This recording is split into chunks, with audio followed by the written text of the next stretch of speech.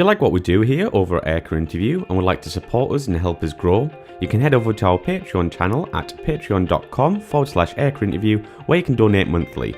We have different tiers ranging from $1 per month right up to $25, with each tier offering different rewards. All the monthly donations greatly help us to continue creating these video and audio interviews, so please take a look and I thank you in advance. Enjoy.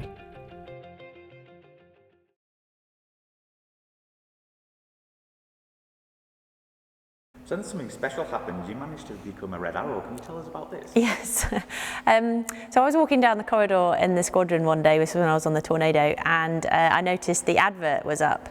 And so to get in the Red Arrows, you have to apply, you have to want to do it.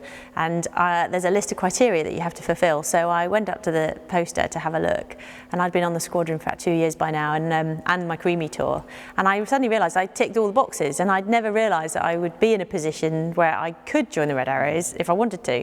And I went away and I just had this like seed in the back of my head and I just couldn't get rid of it, and I ended up putting my application in, and then it's quite a long drawn out process. They select, or they sort of pre-select, I think they get about 30 people applying every year, and then they shortlist somewhere around about 9 normally, who then go out to spend some time with the team, and that's for a whole week.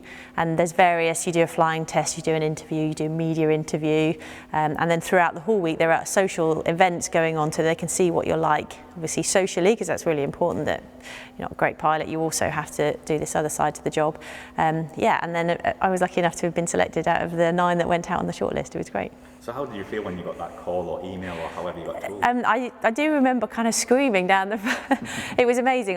We got called into my boss's office and we knew the results were coming out that day, so there was sort of a nervous tension around, and I walked in and then he just grinned at me and he said, "You did it." And I genuinely didn't think I was going to get in. Most people get onto the shortlist, do it once, don't get in, and then reapply the next year, and then the team know them and they're like, okay, and you generally do better the second year. So I fully expected to go to the shortlist and just kind of enjoy it as much as I could, learn as much as I could, so the year after I'd definitely get in. So it was genuinely a real shock. And also I got in with my best friend who had gone in exactly the same as me, thought he wasn't going to get in at all, and then we both got in together, so it was brilliant. And do you get told what position you're going to be for the first season? Yeah, so you join the team around about August, September, which is actually the end of the previous season, and you essentially fly around with them for that period. And the idea is you can start to absorb some of their procedures and some of the things that they do normally, and then you start your actual training at the end of the season, which is kind of October time, or the beginning of the next one if you like. And yeah, so once we arrived there was a big ceremony and everyone gets told their positions for the next year, and that's it. Very cool. Yeah. So how intense was the training at the beginning? It's really intense. The first trip, I'm not quite sure what I was expecting, but the first trip there's me, Ben Plank, my friend, and the boss, and we sat down to brief, and he said, right, so we're going to start off doing loops. I'm like, right, formation loop, right, okay, we haven't done those yet, you know, I've never done those yet.